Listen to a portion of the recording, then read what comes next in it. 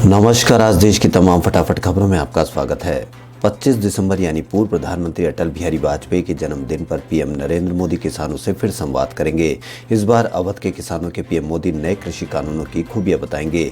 इसके साथ ही उत्तर प्रदेश बीजेपी कार्यकर्ता केंद्रीय कृषि मंत्री नरेंद्र सिंह तोमर की चिट्ठी लेकर घर घर जाएंगे। यही नहीं, प्रधानमंत्री मोदी अटल बिहारी वाजपेयी की जयंती पर 25 दिसंबर को पूरे उत्तर प्रदेश में 2500 किसानों के चौपालों के साथ जुड़ेंगे। नेशनल फैमिली हेल्थ सर्वे द्वारा जारी किए गए ताजा आंकड़ों के मुताबिक ग्रामीण और शहरी इलाकों में आधुनिक गर्भ निरोधक के इस्तेमाल को लेकर लोगों की समझ काफी विकसित हुई है। परिवार नियोजन की मांग में सुधार हुआ और महिलाओं द्वारा पैदा किए गए बच्चों की औसत संख्या में भी गिरावट आई है।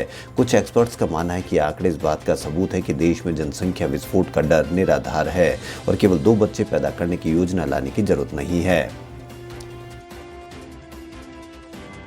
भारतीय क्रिकेट बोर्ड की होने वाली आम सभा की 89वीं सालाना बैठक में 2 नई आईपीएल टीमों को शामिल करना, भारत में वैश्विक टूर्नामेंट को कर से छूट की आईसीसी की मांग और विभिन्न क्रिकेट समितियों का गठन एजेंडे में शामिल होगा।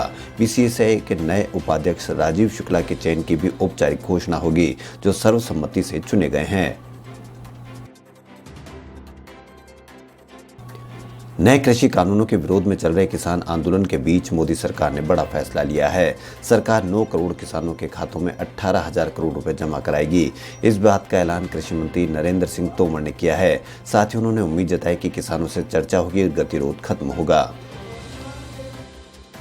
दिल्ली हाईकोर्ट ने बुधवार को आम आदमी पार्टी सरकार को निर्देश दिए कि मरीजों में कोविड-19 के बाद उत्पन्न होने वाली जटिलताओं के लिए मानक संचालन प्रक्रिया बनाई जाए और ब्रिटेन से आने वाले यात्रियों की जांच और उन्हें पृथकवास में भेजने की सुविधा उपलब्ध कराई जाए।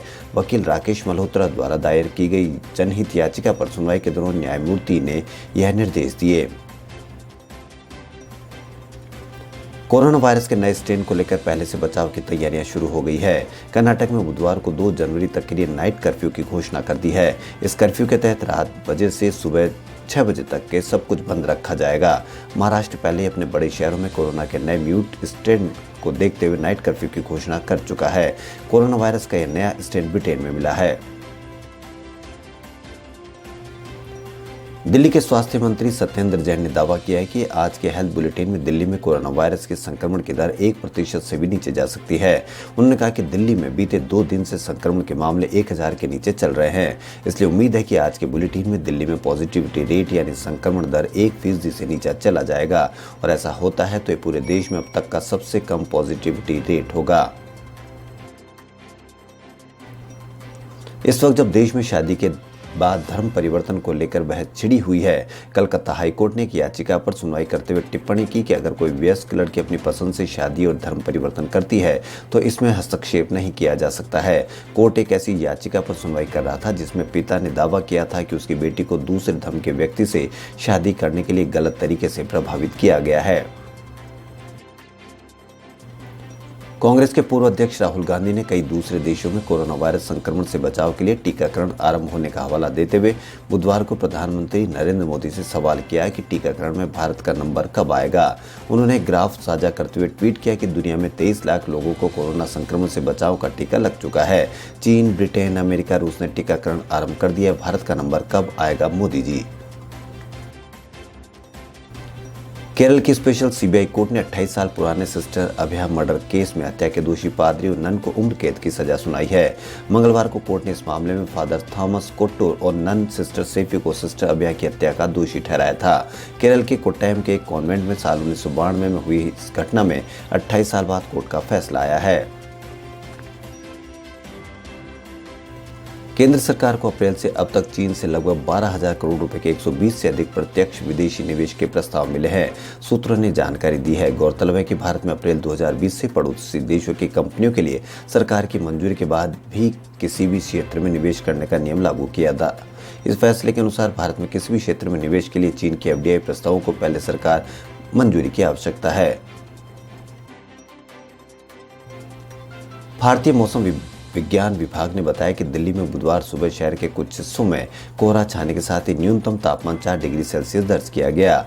आईएमडी के एक अधिकारी ने बताया कि मध्यम कोहरा छाने से सफदरजंग में दृश्यता 201 मीटर और पालम में 350 मीटर दर्ज की गई है।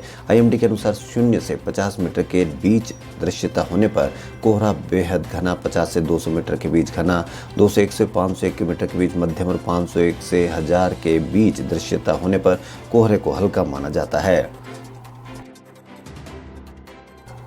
एशियाई बाजारों में सकारात्मक रुख के बीच आज सप्ताह के तीसरे कारोबारी दिन यानी बुधवार को शेयर बाजार दिन भर के उतार चढ़ाव के बाद हरे निशान पर बंद हुए। बॉम्बे स्टॉक एक्सचेंज का प्रमुख इंडेक्स सेंसेक्स 0.95% की तेजी के साथ 437 अंक ऊपर स्तर पर बंद हुआ। वहीं नेशनल स्टॉक एक्सचेंज का निफ्टी भी 1% के साथ स्तर पर बंद हुआ। अब कोरोना वैक्सीन को लेकर लंबे समय तक इंतजार करने की जरूरत नहीं है। भारत अगले हफ्ते तक ऑक्सफोर्ड और एस्ट्राजेनेका द्वारा बनाई जा रही वैक्सीन की इमरजेंसी अप्रूवल को मंजूरी दे सकता है। दरअसल दवा कंपनी के स्थानीय निर्माता की ओर से संबंधित अधिकारियों को अतिरिक्त डाटा जमा कर दिया गया है।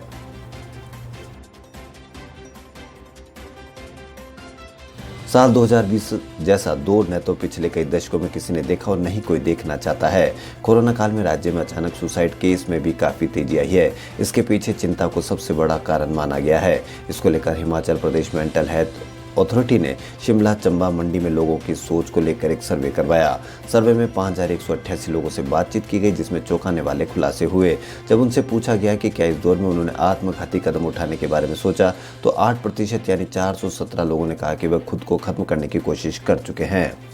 खबरों फिलहाल इतना ही। यदि आपको हमारा चैनल पसंद आए तो लाइक, सब्सक्राइब और शेयर अवश्य करें। धन्यवाद।